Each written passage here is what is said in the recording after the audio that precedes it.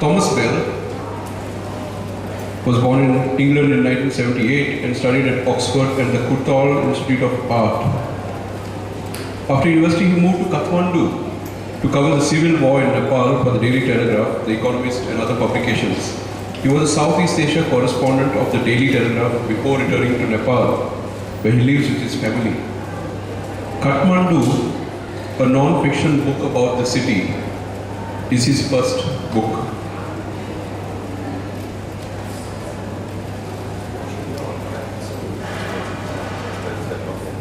There may have been some updates up to that, perhaps you have anything that you can add to this? Yes. The book was published just a few months ago, so that's up to date. Oh, great. Okay. Ranjit Hoskote is a well-known poet, curator, critic, the author of more than 25 books ranging across poetry, art criticism, history, and poetry in translation. Central Time, Vanishing Acts, and I Lala, the poems of Lal Dhed, among his works. He is also edited Tom Morai's selected poems. He has been awarded a number of very prestigious awards: Sanskriti Award for Literature, the Raza Award for Literature, Sahitya Akademi Golden Jubilee Award, and he is a regular visitor to Goa and our Lit Fest. And I come to our third guest, K. Anis Ahmed from Bangladesh. He's based in Dhaka. He's a co-founder of Bengal Lights, Bangladesh's most prominent new English literary journal. His first book of short stories, Good Night, Mr. Kissinger, was released in Bangladesh by UPN in November 2012 and the USA in 2014 by the Unnamed Press. His first novel, The World in My Hands, was published in December 2013 by Vintage, Random House. He studied at Brown, Washington, and New York universities before returning to Bangladesh. Ahmed is a co-founder of the University of Liberal Arts, Bangladesh, and publisher of the new national daily, Dhaka Tribune. So, on to a conversation about Dhaka, Kathmandu, and beyond. Over to you. So we're talking this afternoon about creating a scene, by which it's meant creating an artistic or creative scene in a particular place. Both of these men on the stage are almost, it appears, one-man scenes in their own right. Polymaths who are prolific not only in their own production, but in their support and their leadership of other people, other artists, writers, but not only writers, also visual artists in particular. And Ranjit, a few years ago you curated this exhibition in Goa, which I gather was a kind of a seminal event. Tell us about that, and through events such as that, how far can one be said to be creating a scene, or rather perhaps are you identifying a scene, or bringing it to further attention? Thanks so much. This was early 2007, and it was a project that developed out of 2 or 3 different people who felt that this was an idea whose time had come. Vivek, who came back to Goa and became immersed in its cultural scene. Sanjeev Rodrigues, who's not here at the moment, is a cultural bureaucrat who, unlike many bureaucrats, is very, very committed to fostering, nurturing a scene. And I came in as someone who has all kinds of different reasons, connections with Goa, but also a strong and persistent feeling that India has become over-identified with its metropolitan centers as far as cultural production is concerned. And that there's a lot of activity going on in many other parts of this vast country, which rarely makes it to the line of visibility. So Aparata was actually a great experiment in working with artists, bringing them out of their studios and presenting them to an audience, and also at some point, come back to this later because I don't want to sort of monopolize the time we have. But 2 things fundamentally which I'll just flag. One is to look at a regional history that has its independent connections to global circulations. So the idea of a Lusophone and Konkani modernity in Goa was something that was one of the major subtexts of this exhibition. It bypasses the history of British India and any notion of an Anglophone or Hindi ascendancy.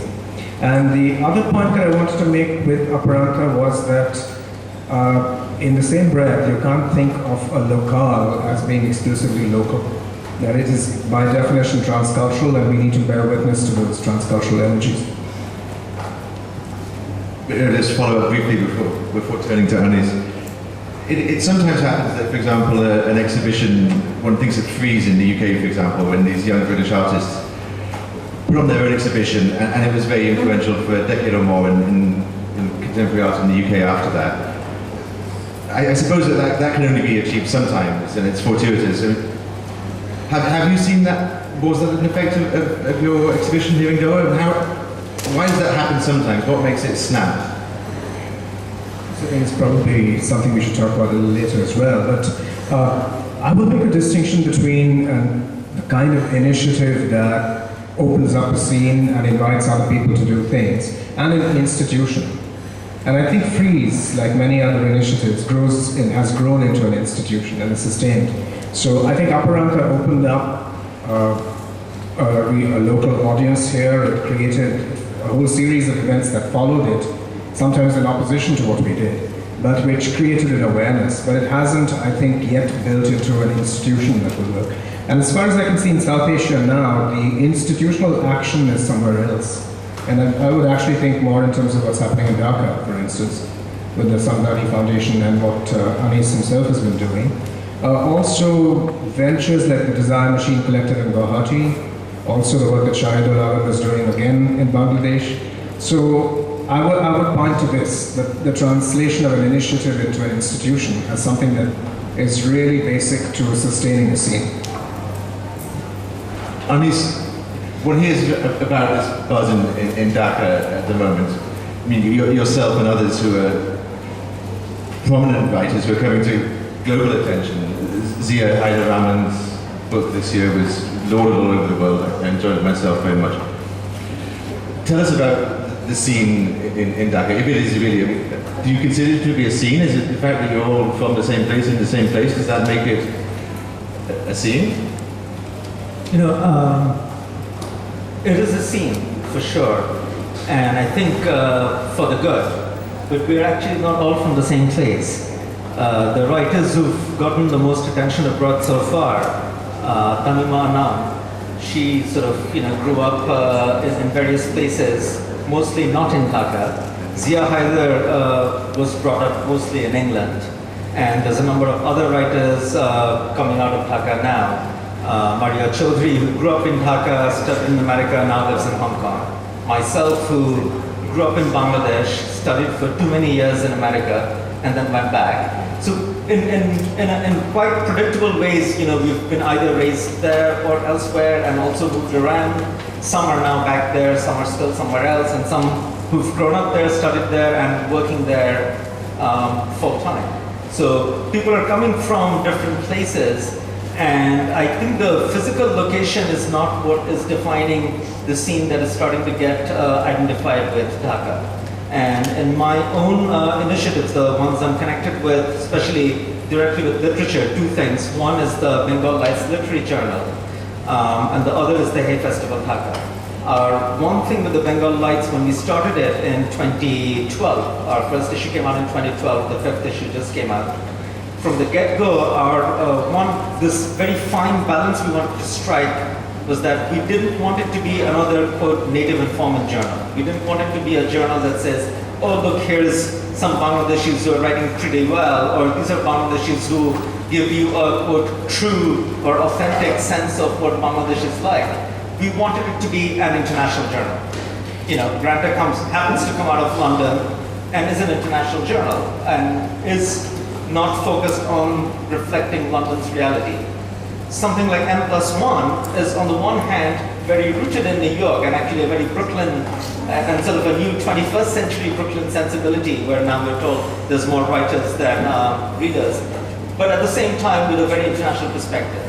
So I would say our positioning is more like N+1s. It is rooted in the country and the region, and there's an attention to it, and we're very interested in writers in the region who are in some ways experientially contiguous to us, and also ones who have not had the kind of prominence so far as Ranjit was mentioning. So we are really looking at writers from Northeast India, from Burma, Nepal and Sri Lanka, because it's not like Delhi and Bombay needs support from Dhaka to find there. But if we get a really good piece from Delhi or Bombay, we're entirely delighted to be publishing that as well.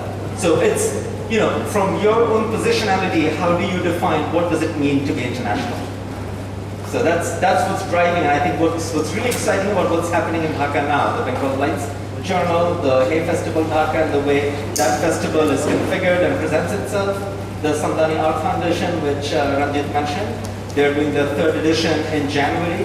The Bengal Music event, which just completed its 3rd edition. And also Shahidul Alam's Trade, which actually has been around for close to 30 years now, I think, and does a phenomenal exhibit every year, and that's in January as well. So all these things are happening, and what impresses me about all of them, one thing they have all in common. Someone's focused on literature and writing, someone on art, someone on music, someone on film or photography, but they're all actually trying to define a new internationalism from their position rooted in a particular history. So if it's not the place which necessarily defines this coincidence, maybe, or this moment at which this production's happening together, in some way together, what is it? Why does it suddenly, or perhaps not so suddenly, start to come out of Bangladesh as it is now, and not in other places perhaps? Why now? Why not previously? A number of factors, and some of them quite prosaic. The most obvious one is that Bangladesh has, and Dhaka in particular, has finally started reaching a certain level of prosperity. I mean, you need surplus money in the income, in the economy to be able to fund enterprises like this. They're usually not great money-making enterprises in and of themselves.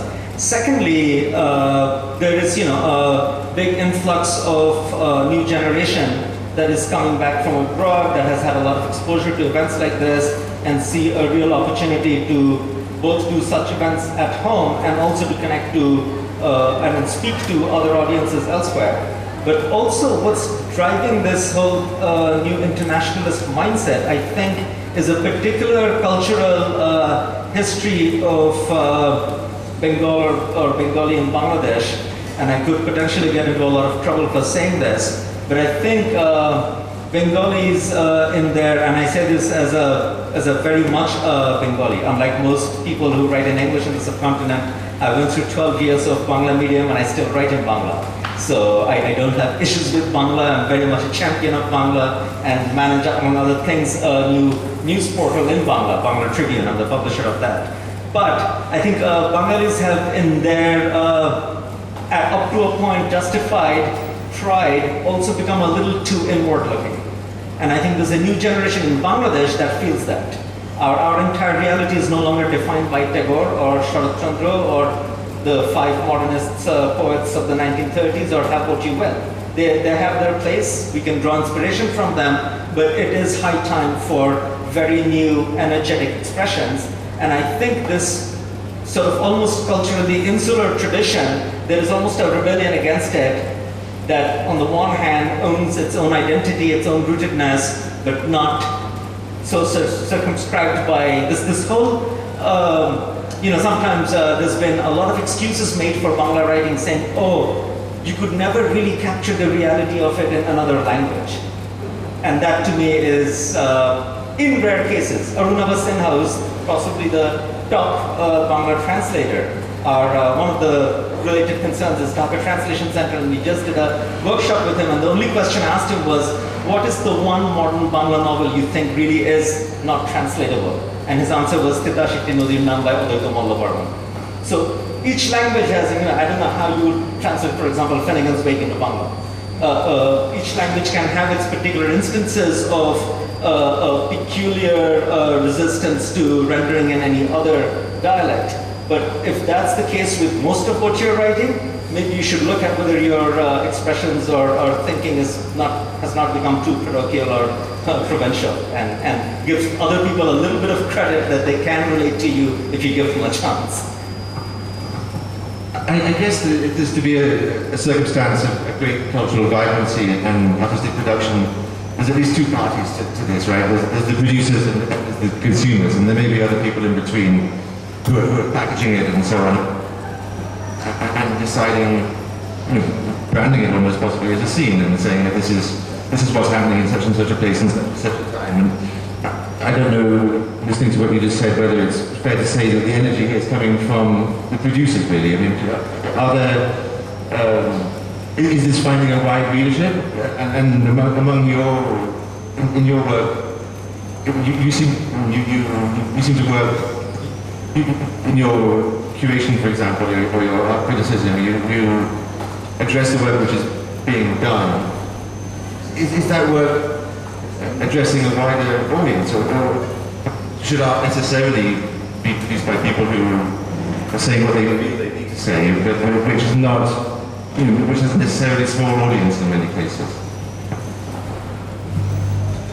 I think all scenes are very, very complex. So even on a national stage, it's not only people who produce the art, but it's the people who champion it, who write about it, who make sure it gets seen or heard. And this is what we're seeing, for instance, in Bombay. If there is an emergent scene, it's a scene in which there are a number of contributors. It's not only the artists themselves, it's also writers, it's new venues. And a place like Bombay, where you're up against real estate, it's a critical problem. Where exactly is the scene to be situated? There's a large number of sort of guerrilla, if you will, venues which are coming up. I'm not sure I like this newfangled word pop-up, but it kind of speaks to the energy of this kind of scene. So that's something that's a relatively new development here, but it works very well. So it allows people to also find colleagues who are on the same quest as they are, which is...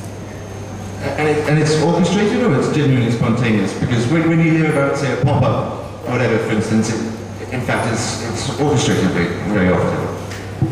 I think I would prefer the trope of complicity. I mean, there is an element of spontaneity, but it always reaches out and meets with someone else's agendas. So I think it's a credit. We all do this as artists and writers. You examine the agenda, and if it doesn't offend your integrity in some way, you can work with the situation and transform it. Did I understand you right, that a great deal of the energy which you described is coming from the writers, for example? Is this finding an audience, a wide audience? It's starting to. I mean, I think, as Ranjit was saying, there are different components to it. I don't think producers, even if you are, very good at, quote, hustling and getting a lot of sponsors to fund you, if there isn't something on the ground already, if there isn't a hunger in the audience and also a hunger in the producers of the art, I don't think you can at will generate a genuine scene. But on the other hand, if there is a kind of buzz there, then if you have a few enterprising figures who pick up on it, together you can start creating an audience. So what I see happening, for example, if I just use the example of English writing in Bangladesh, and Bangladesh is a latecomer to that, and has a more unique history to its own language and to English than most parts of India or Sri Lanka, which are much more Anglophonic countries. In the 90s, when Indians were really making it big in the global scene, as it were, with Vikram Seth, Arundhati Roy, the going wisdom in Dhaka in Bangladesh was, we'll never have not only a writer of that prominence, but we will never see English as any kind of serious mode of expression for us, because for us, all our experience is about the Bangla. And it is actually I think it is something that is yet to be figured out, like why and how is it that English has finally and belatedly also started appearing as a medium of expression, serious expression in Bangladesh, and one that is starting to relate to the public as well. I mean, make no mistake that for the majority of Bangladeshis, Bangla will retain a kind of preeminence that might not be the case in parts of India or other places that are very Anglophonic. Maybe in Sri Lanka, English has almost centrality with the vernaculars. But in its journey, there was a literary journal in the 80s and early 90s that faded. But there was always, spurts of efforts, but they didn't take root. This time what happened is there was a group first called Writers Block, which brought together about 20 writers who started writing their own pieces, staging events, and creating a sense that there are people here talking about stuff. And on the heels of that, as Bengal Lights came, a second journal came along, the local papers again got inspired to start a literary page, and all of that then created a ground for something like Hay Festival Dhaka, which ran just as a pilot event in 2011, attended by less than 5,000 people, whereas the fourth edition, which ended just 2 weeks ago, I think we had between 40 and 50,000 attendants this time over a 3-day period. So people are now engaged, and we're seeing a kind of sales no one's seen of English books, but also of certain Bangla books as we start building a dialogue. Are people also making a scene in the colloquial sense, which the title of this discussion refers to, in terms of kicking up a fuss? I mean, a lot of what goes on in Kathmandu, where the scene is a great deal less developed than what you've been describing, is that you have these rather anodyne events which are sponsored corporately, but perhaps most perniciously often sponsored by aid agencies. And aid agencies need things to be anodyne. If you were to make a scene in the other sense, I think they'd probably be rather unhappy and wouldn't get me back. Are people making a ruckus? I mean, are people making a fuss? I imagine that that's both appealing to sections of the audience and disconcerting to others if they were to do that. We actually faced the most unexpected kind of ruckus because after the first year, when the event was held at the British Council, we secured permission from the Bangla Academy, which is sort of the ultimate institution of Bangla language and culture and etc. And they have beautiful, colonial venue with beautiful buildings and big banyan trees, and it's very centrally located. In all senses, it made sense to have a literary festival there, and our intent was to showcase Bangla writing, Bangla culture as well for outsiders that may come there. And we actually got a strong opposition from a small section of left-leaning poets who felt that we were promoting a neo-imperialist, neo-colonial, neo-anglophonic culture at the expense of the local one. And there was a lot of heated debate and discussion about that for the first 2 years. We actually had people lining up outside the venue, holding protest banners, coming into the venue and handing out leaflets. And I think what my co-organizers at this event was, really the brainchild of Tamimanam. And then since then, Sadaf Siddiqui, myself, and another friend, Hasan Akbar, the four of us have been working together. And the four of us decided, we want to engage these people in a dialogue. We don't want to try to shut them out or deny or ignore their complaints. And I think we've been successful in allaying their worst fears through the very action, through the kind of events we have staged. And I would actually now go so far as to say that there is a kind of energy surrounding discussions about Bangla at the Hay Festival that actually has not been happening in the culture at large. It has been too traditional, too hidebound for too long. Do you have to generate a bit of friction to really consider it a vibrant scene? I mean, if you're not striking some sparks, is it interesting enough? Is it? And if you are doing that, how do you kind of manage the price that you have to pay, financially or in other terms, to your activities? Tough to say, because I don't think it always has to be antagonistic. I think there are some situations where there's been for the longest time an orthodoxy, and you're challenging it. And I think that's very much your situation. But for us, actually, unlike what Anis has faced, there's much more of a general coexistence of different kinds of forms, and people live in their own universes. So I think our challenge has not been so much to dramatize this kind of confrontation, but actually to open up, doors of dialogue among lineages that haven't spoken to each other, or people experimenting with things, but in complete ignorance of what's going on in another language. I think. So, for instance, in the Kalagura Arts Festival, which I co-curated a section of in Bombay, One of the things we've tried actively to do is to open it up for at least 5 or 6 different languages. So there's English, Gujarati, Marathi, Hindi, Urdu. And the idea is really to create more of a forum where if there are these anxieties and disquiets, then these can be discussed. And we're actually aiming, because we've gone through many decades of this seeming battle between nativism and what is seen as something that's coming from the outside. And our argument now is, this country has always been a crucible for things that came from elsewhere.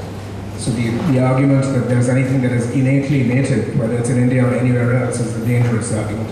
So it's much more interesting to forget about vague abstractions like that and focus on practice.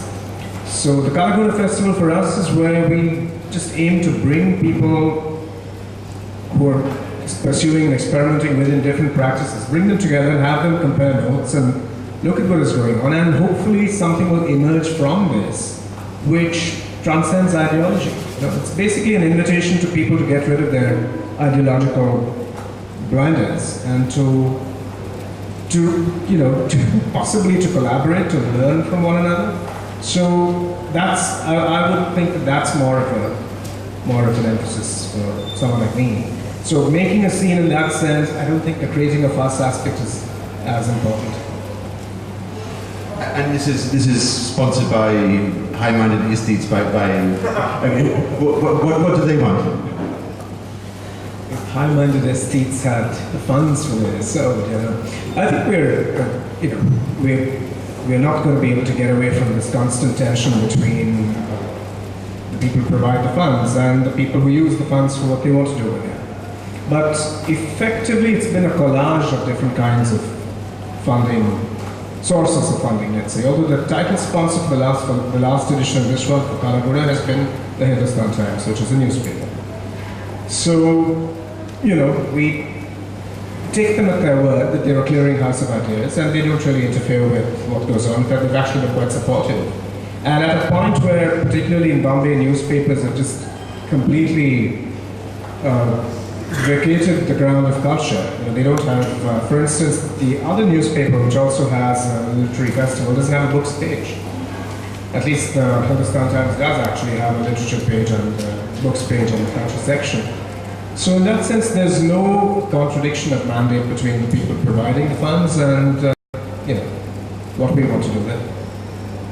I suppose that the greatest challenge which most artistic production faces is in the daily needs of the writers, for example, or the photographers, or whatever they may be.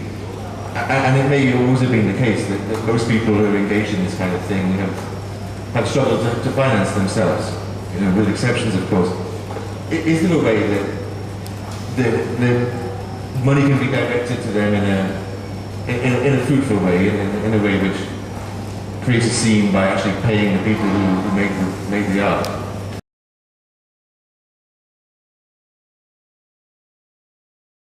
I think that could happen and would maybe happen in time, but our economic culture is, I spent so many years in America and I find so much to admire about how they have set things up. And they have really done a good job of creating a legal and fiscal structural framework for endowment-based institutions and events. And it comes back to very boring, prosaic, nuts and bolts things like even your tax policies. And unless we're able to address those issues and make them, it's not a matter of just, quote, sheer goodwill. It's not that the American rich are so much more noble than the rich in our part of the world, but they get enormous tax write-offs when they make these donations. That is not the case in Bangladesh. So unless we're able to create that kind of, structural frameworks, legal ones, fiscal ones, that incentivize everybody's best behavior, it's going to be hard to make that kind of a well-funded scene materialize. But within the constraints, what's happening right now in Dhaka is definitely gives cause for reason for hope.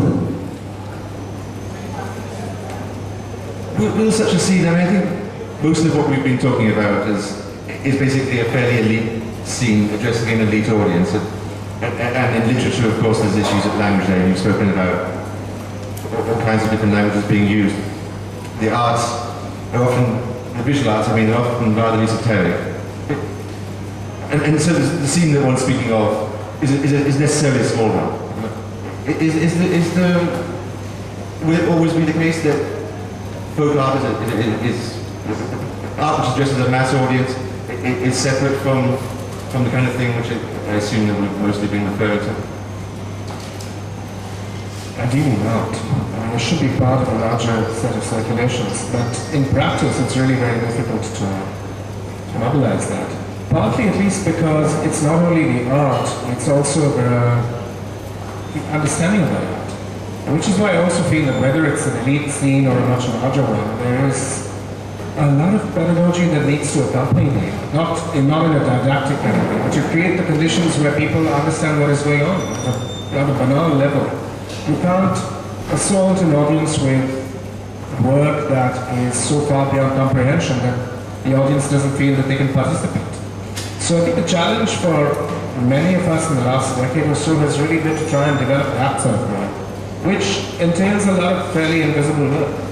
So even if it's with folk art, the definition that itself is being questioned and recalibrated, there's been a lot of work which is at one level academic in terms of dismantling the notions that surround folk art. In the first place, it really is a construct.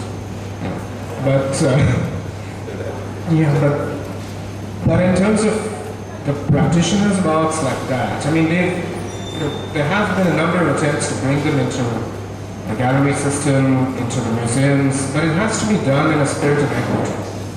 It can't be done in a patronizing way that says, well, now, let's look at what's going on in the villages. They're cultural producers. You have to respect them, and you have to make sure that they have a place of equality and equity where people who've trained in academies will have access to a global circulation. So I think there we open up a whole different set of questions. It's also about enlarging the scene to be inclusive and also to develop notions not only of aesthetic pleasure but also of equity, of justice, and to recognize that culture has a very, very strong political dimension.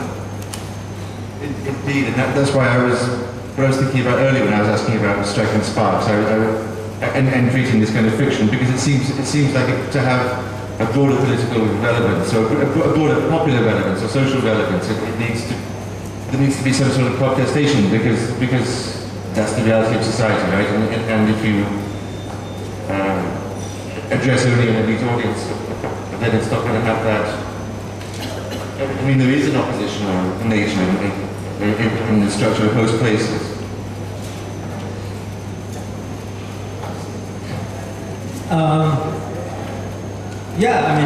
I think those of us who are involved with Dhaka or Bengal Lights, we have basically, pitched a proposition which wants to see our identity, our heritage, as an equal conversant in a larger framework of international exchanges. And there are people who may have, and who do have, a different view and vision from that. And they're free to turn us off when they're not free to do that, but any more than we are free to turn them off. But they're free to express their views, which they've done volubly, especially in the first couple of years of the proposition we were making. And what's really amazing is a kind of new synthesis that's emerging from that dialogue. People who are sort of, still in a very oppositional mode and suspicious, people who are opening it up. But a couple of things I want to say here about this whole definition of elite, which also usually coincides with urban versus rural, is that I'm myself also very wary of the search of authenticity. And I think that's something we need to be careful of. Because there's sometimes you do something in the cities and you then feel that, we must not ignore the people in the villages, so you find these, folk art forms or thought to be rural art forms, and you bring people on stage who perform in front of this audience. And the truth is, if you actually went to the villages, they're not watching those dances anymore. They really just want to be watching Priyanka Chopra. As long as they have access to TV, they want to be watching whatever most of the people in the cities are watching. So I think it's actually kind of risky, patronizing to keep mistaking, quote, the picturesque for authentic. And I think what's more important is to be able to engage those people who happen to be located in rural areas to see if, I would myself love to see that they too have a 3G connection. And then set them free to start debating with us in the same blogs, in the same venues, to really, as Ranjit was saying, see them as cultural producers, and where they may be at some disadvantage to get their word out, try to level that playing field. And that is something we've been consciously doing both from Bengal Lights and Hay Festival.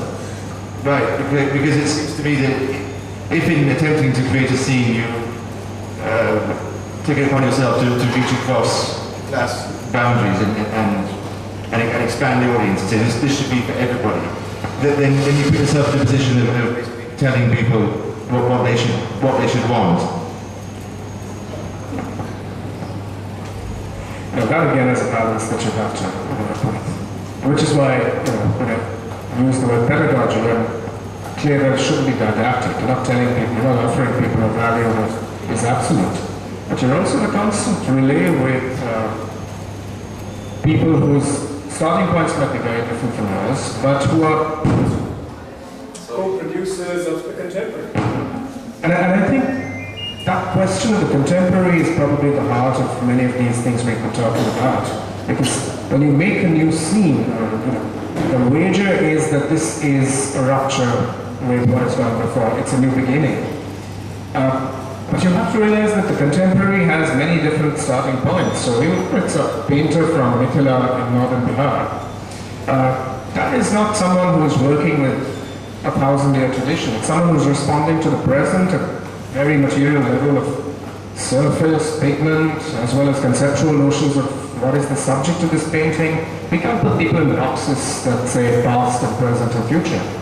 So I think that's the common quest. I mean, this is why the image of the forum is important to me, because it also reminds us of the forensic. I mean, we're looking at evidence, we're looking for ways of interpreting the cultural reality we all inhabit. So, yeah, whether it's a gallery or a museum or a journal, to me, these are all possible forms of this forum, where contestation is the key, not a hierarchical sense of we know what's important and we're going to give you the word of the law.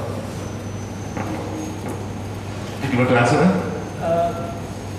I want to respond to this issue of class. I mean, on the one hand, there are so many different kinds of divisions, and far more so in a vast country like India than in Bangladesh. We're ethnically one of the most homogeneous countries. You have tremendous ethnic differences, linguistic differences, also differences of religion, caste, and so on. And then possibly the greater divider in this day and age, that of city and rural. And as the Bengali writer Niraj Chaudhary once very acutely observed, that the greatest difference is, he said, you can get a Brahmin to marry a person of another caste, but you can't get an English speaker to marry a non-English speaker. So there are some very, acid divisions in our society. In Bangladesh too, that exists. But I'm myself very resistant to looking at art only by those categories. I think we do art a disservice if we're looking at a book and saying, oh, it's a rural book, or it's a rural reality, or this is city. By that same token, I think this kind of prejudice can go in both directions. You can just as easily, on the one hand, the disadvantaged may be relatively silenced or have a harder time getting their voices heard, but at the same time, the privileged can also be dismissed by the guilt or crime of their privilege when the work is not measured for the actual quality of thought or formal execution. And I think, especially in South Asia, literature has suffered a lot from misplaced socialistic overvaluation on certain kinds of scenes and sentiments as being more valid literature than other kinds. Whereas at the same time, many of those same writers revered people like Henry James, Marcel Proust, Virginia Woolf, who were extremely elite. On the one hand, it's okay to revere writers who are very elite if they're in another culture, but over here, the minute someone, and what is it? Like, at what point? Like what?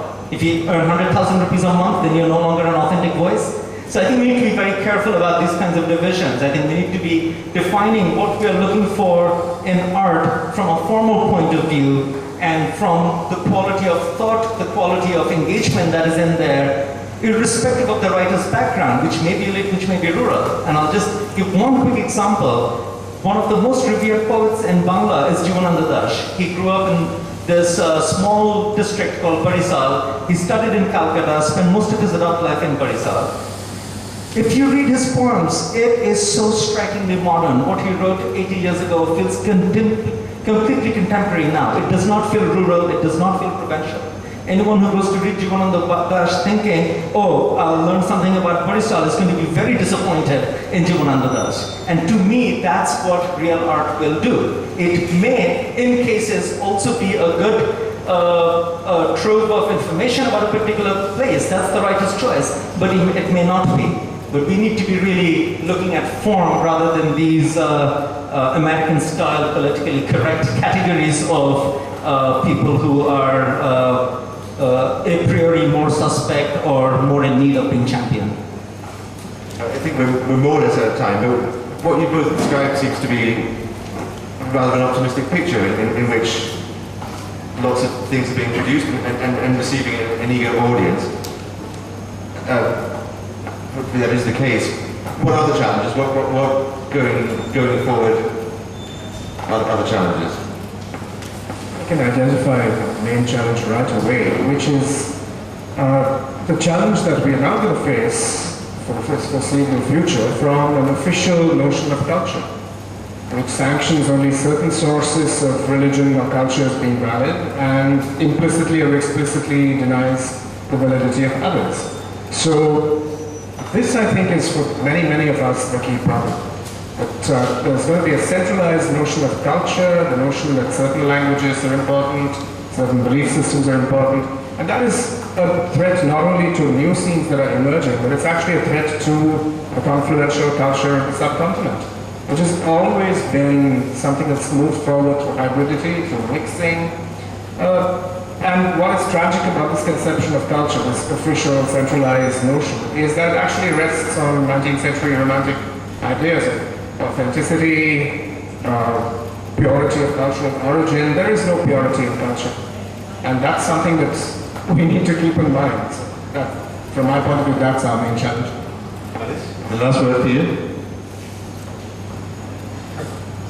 I think the scene that's building up in Dhaka, the greatest threat to it would be writers not trying hard enough to really write well, and readers not taking the trouble to really read and be engaged more than anything else. How many you can do about that? No, I mean, I think we have to encourage people to read. I mean, every time I see someone who's full of passion about writing in their 30s and have read very little between the ages of 15 and 28, I have no idea how to tell them, dude, you should have done the reading before. It's already a little late, and you can still try to make it up, but no amount of hustling or PR is going to make up for the missing reading, you know? And I think, you know, that's why I'm very excited to be here and to see so many school students or college students who've been brought here. I think that's the right age in which to give them a chance to experience the excitement that is there between the pages. It's a very different kind of excitement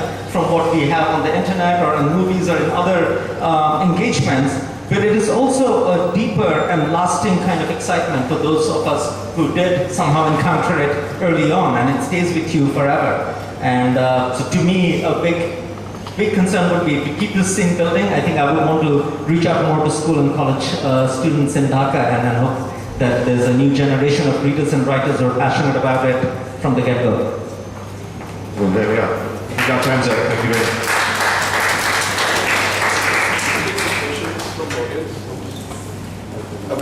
Is there time for Some questions? Apparently there is some time for some questions, if anyone has one.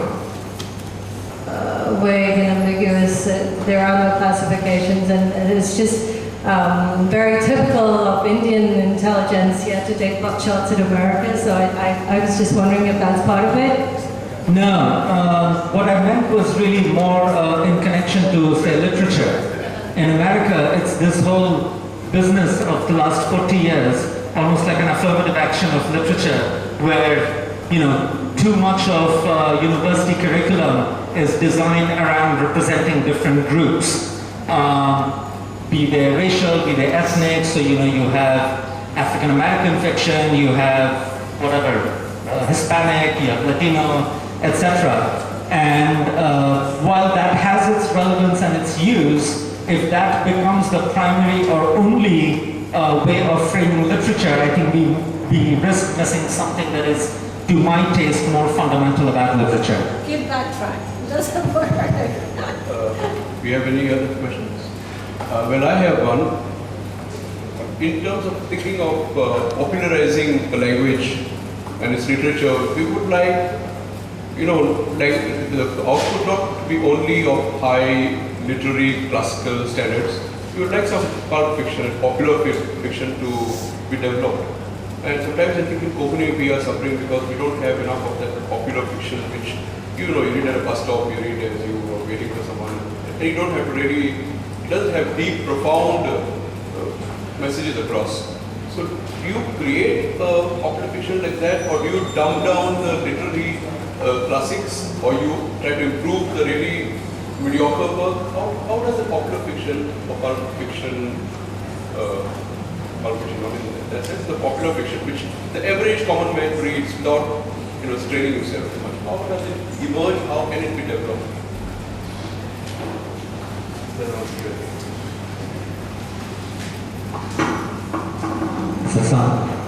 I think it would be mainly the job of publishing houses to do that, because they're in the business of making money from the printed word and the book.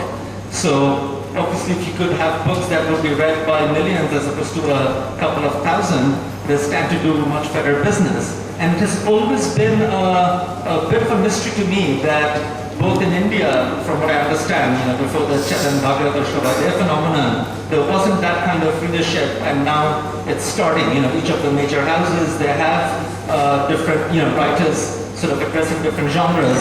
But it's true in Bangladesh as well. Even in Bangla literature, in Bangla novels, they have not in all these decades been able to really build even a few writers who would be, anytime they're published, tens of thousands of copies of their books sell out. It's very, it is in that sense very elitist. It's a kind of writing that's speaking to other books that have come before them, but not to the people who exist now and who might want to read them. And I think literature needs to. I don't think it's an issue of dumbing down, and I don't necessarily. I personally actually don't necessarily look down on popular fiction. I think anyone who thinks popular fiction is to be looked down on should try writing one of those novels. Even that takes a lot of work and a certain kind of talent. And I would love to see that kind of scene developing. I think that would be a very good way. Many people would pick up those books and then also, become more Catholic readers. And also, the popular is popular because it speaks to something, and then some of them can still be saying something sometimes that would be interesting.